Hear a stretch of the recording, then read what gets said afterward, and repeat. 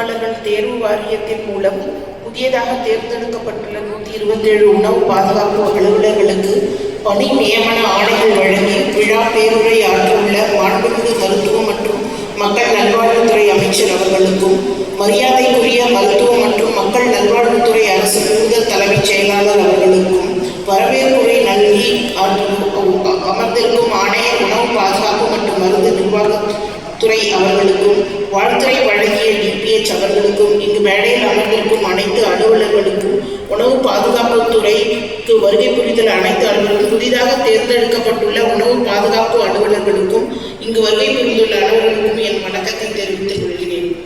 இந்த தருணத்தில் எம்ஆர்பி வழியாக சுதந்திரமாகவும் நேர்மையாகவும் நடத்த உற்ற துணையாகவும் உரிய நேரத்தில் தேவையான உதவிகளை வழங்கி ஊக்கப்படுத்திய மாண்புமிகு அமைச்சர் அவர்களுக்கும் ஏசிஎஸ் மேடம் அவர்களுக்கும் எனது உள்ளார்ந்த நன்றியை தெரிவித்துக் கொள்கிறேன். மேலும் இரவு பகல் பாராமல் உழைத்த எம்ஆர்பி அலுவலர்களுக்கும் இந்த தருணத்தில் என்னுடைய நன்றியை தெரிவித்துக் கொள்கிறேன். மேலும் உரிய நேரத்தில் உதவிய டிபிஎச் டிஎம்எஸ் சிஎம்என் அவர்களுக்கும் என் நன்றியை தெரிவித்துக் கொள்கிறேன். மனிதகுலம் ஒரு முக்கிய நாட்டின் முன்னேற்றத்திற்கு முக்கியம் என்பது நாம் அறிந்ததே. அரசு பணிக்கு தேர்ந்தெடுக்கப்பட்டுள்ள நீங்கள் அனைவரும் பப்ளிக் சர்வெண்ட் என்ற டெஃபினிஷனை உணர்ந்து நேர்மையுடனும் இன்டெகிரிட்டியுடன் பணியாற்றி இந்த நாட்டின் முன்னேற்றத்திற்கு சிறப்பாக உதவுவீர்கள் என்று நம்பி வாழ்த்தி உங்களை அனைவரையும் வாழ்த்தி வணங்குகிறேன். நன்றி, வணக்கம்.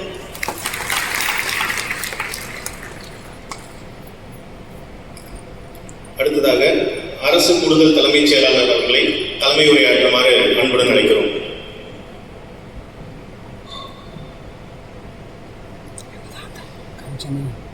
ஆனரபிள் மினிஸ்டர் அவர்களுக்கு என்னுடைய வணக்கம்.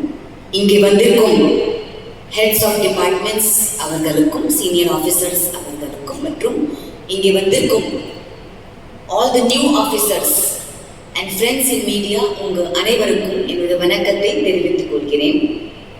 இன்னைக்கு காலையில் இந்த ப்ரோக்ராம்க்கு வரும்போது எத்தனை பேர் வெளியே பிரேக்ஃபாஸ்ட் முடிச்சிட்டு வந்திருக்கீங்க? கை தூக்குங்க. பிரேக்ஃபாஸ்ட் எத்தனை பேர் வெளியே சாப்பிட்டு வந்திருக்கீங்க? வெளியே கடையில் மோர் தென் ஒரு 70% பீப்புள் இல்லைங்களா? வெளி கடையில் அது that was your first duty. அப்புறம் வெளியே சாப்பிடும் போது நீங்க என்ன அப்சர்வ் பண்ணீங்க? as a food safety officer first day என்ன சொன்னாங்க? நிறைய விஷயங்கள் நீங்க அப்சர்வ் பண்ணீங்களா இல்லையா? can I have a response? இல்லையா? that was your first interaction with food safety.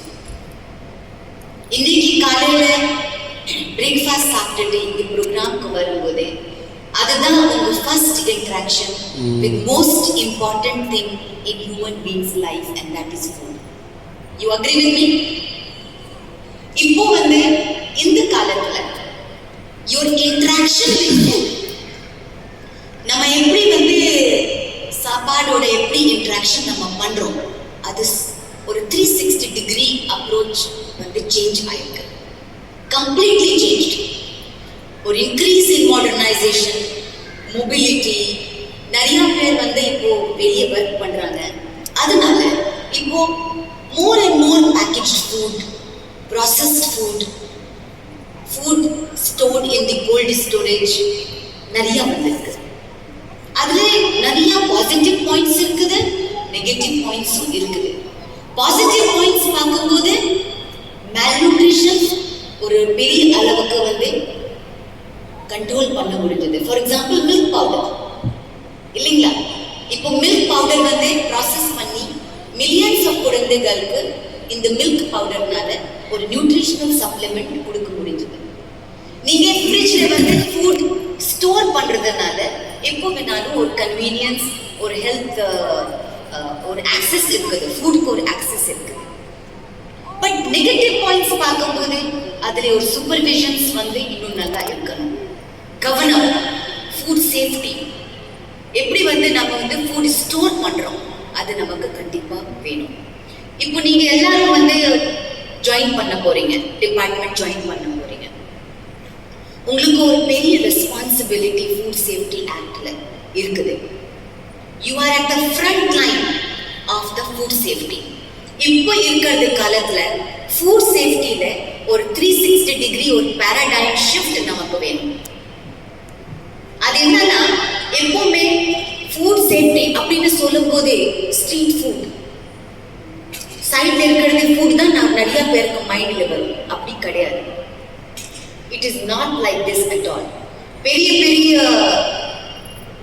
ஷாப்ஸ்லயும் R shopping சென்டர்ஸ்லயும் மால்ஸ்லயும் நிறைய ஃபுட் கன்சர்ன்ஸ் இருக்குது. ஸோ நீங்க உங்க அப்ரோச்ல பேலன்ஸ்டா இருக்கணும். எந்த டிஸ்கிரிமினேஷனும் நீங்க காட்டக்கூடாது. யூ ஷுட் நாட் ஒரு பர்செப்ஷனோட நீங்க உங்க வேலை பண்ணக்கூடாது. Food safety is applicable to everybody. It can be a multinational or it can be a street person. You agree with me? It has to be applicable to everybody. Actல எந்த டிஸ்கிரிமினேஷனும் இல்லை. So எப்படி ஒரு poor person food செல் பண்றாங்க, அதே மாதிரி ஒரு multi millionaire food செல் பண்றாங்க. எந்த சேஃப்டி ரூல்ஸ் எல்லாருக்கும் காமனா இருக்குது. ஸோ நீங்க அந்த மைண்ட் செட்டோட வேலை பார்க்கணும். ரெண்டாவது, டெக்னிக்கல் இன்ஃபர்மேஷன் ரொம்ப ரொம்ப முக்கியம். ஒரு beautiful training. So I would request DPH and the commissioner food safety ஒரு இன்வால்வ் லாங் டேர்ம் ட்ரைனிங் கண்டிப்பா உங்களுக்கு வேணும். ஏன்னா இப்போ இருக்கிற காலத்துல டெக்னிக்கல் நாலேஜ் ரொம்ப ரொம்ப முக்கியம். ஸோ வி வில் ஆர்கனைஸ் ஒரு டீப் ட்ரைனிங் ப்ரோக்ராம் நாங்கள் உங்களுக்கு ஆர்கனைஸ் பண்றோம். பட் இப்போ இன்னொரு முக்கியமான விஷயம் என்னன்னா நீங்க டெக்னாலஜி யூஸ் பண்ணணும். அதாவது இப்போ பழைய காலத்துல just taking the samples, sending it to the laboratory, getting the result, அது மட்டும் இப்போ பத்தாது. நீங்க ஒரு டேட்டாபேஸ் எல்லாரும் சேர்ந்து ஒரு டேட்டாபேஸ் கிரியேட் பண்றதுக்கு ரொம்ப ரொம்ப அவசியம்.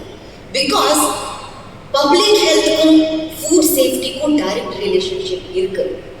இன்னைக்கு எந்தெந்த பப்ளிக் ஹெல்த் பிரச்சனைகள் இருந்தா சொல்லுங்க, அதுல ஒரு ஃபுட் ஆஸ்பெக்ட் கண்டிப்பாவே இருக்குது.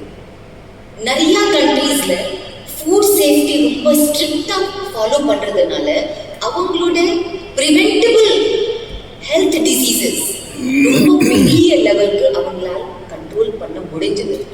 ஸோ நம்ம ஸ்டேட்ல கூட ரொம்ப வருஷத்துக்கு அப்புறமா நீங்க எல்லாரும் இத்தனை பேர் டைரக்ட் ரெக்ரூட்டா வந்திருக்கீங்க.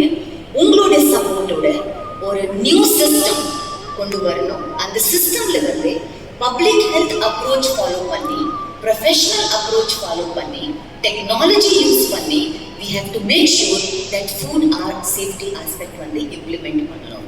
ஆல்சோ நம்ம ஸ்டேட் பொறுத்த வரைக்கும் ஆல்ரெடி இந்தியா லெவல்ல ஒரு பெரிய லெவலுக்கு ஒரு இன்ஃப்ராஸ்ட்ரக்சர் கவர்மெண்ட்ல கிரியேட் பண்ணியிருக்காங்க.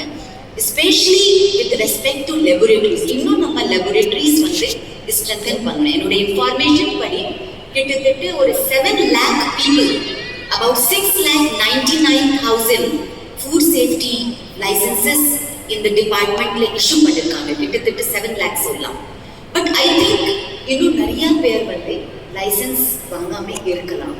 So what we should try to do, ஒரு யூனிவர்சல் கவரேஜ், அதாவது ஒரு யூனிவர்சல் கவரேஜ் இருந்துச்சுன்னா உங்களுக்கு இந்த act, food safety act implement பண்றதுக்கு ஒரு லீகல் பேக்ரவுண்ட் உங்களுக்கு இருக்கும். மூணாவது, இப்போ it's very very important that நீங்க ஒரு அவேர்னஸ் இந்த டிபார்ட்மெண்ட் மூலமா ஒரு அவேர்னஸ், ஒரு விழிப்புணர்ச்சி கிரியேட் பண்றது ரொம்ப ரொம்ப முக்கியம். பிகாஸ் சிட்டிசன் என்கேஜ்மெண்ட் இருந்தாதான் நீங்க எந்த நாலேஜ் இன்ஃபார்மேஷன் என்ன இருந்தாலும் அப்போதான் நீங்க பாஸ் பண்ண முடியும். So it's very very important that you use technology and you also have to be very very absolutely professional in your approach.